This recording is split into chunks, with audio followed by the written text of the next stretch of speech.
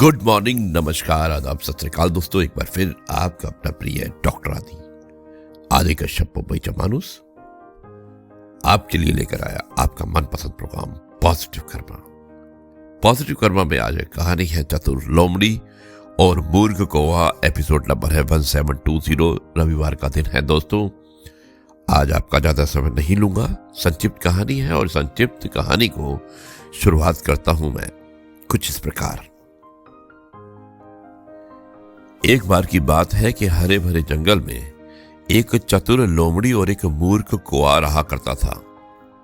कौवा अपने सुंदर चमकदार पंखों के लिए जाना जाता था, जबकि लोमड़ी अपनी चालाकी के लिए प्रसिद्ध थी। एक सुबह कौवे को पनीर का एक स्वादिष्ट टुकड़ा मिला। वो एक पेड़ की ऊंची शाखा पर बैठ गया और उस पर दावत करने लगा।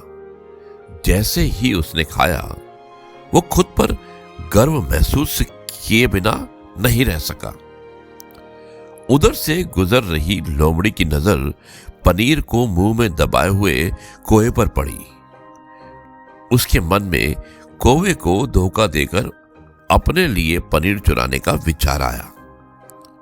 लोमड़ी अपनी चतुराई के लिए पूरे जंगल में दूर दूर तक जानी जाती थी और उसने इसका उपयोग करने की ठान भी ली थी। लोमड़ी ने कौवे की ओर देखा और कहा कि ओ प्यारे कौवे, तुम्हारे पंख अब तक देखे गए सबसे सुंदर पंख है। तुम्हारा गाना भी तुम्हारे पंखों की तरह ही प्यारा होगा। क्या तुम कृपया मुझे एक गीत गाकर सुनाओगे?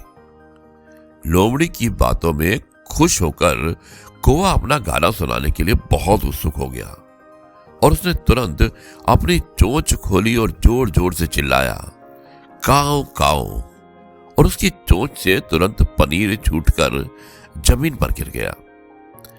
धूर्त लोमड़ी ने तुरंत पनीर छीन लिया और कहा, धन्यवाद प्रिय कौवे, आपके सुंदर गीत और इस स्वादिष्ट पनीर के लिए।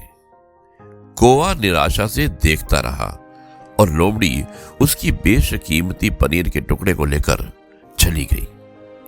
उसे एहसास हुआ कि चालाक लोमड़ी पर भरोसा करके उसने कितनी बड़ी मूर्खता की थी।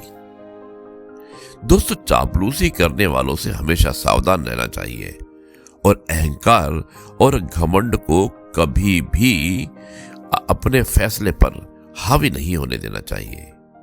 मूर्ख कौवे के अहंकार और भोलेपन के कारण उसे अपना पसंदीदा पनीर को खोना पड़ा और चतुर लोमड़ी की कपट पूर्ण चापलूसी ने सतर्क रहने और तारीफों को अपने सर पर ना चढ़ने के महत्व के बारे में एक मूल्यवान सबक के रूप में काम किया।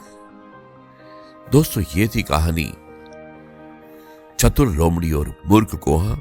मुझे उम्मीद है कि आपको पसंद आई होगी। अब मैं इस कार्यक्रम को यहीं पर समाप्त करता हूं और कल आपसे एक बार फिर से मुलाकात करूंगा कुछ नई बातों के साथ। तब तक के लिए आपसे कहता हूं, जय गुरु जी, शुक्राना गुरु जी।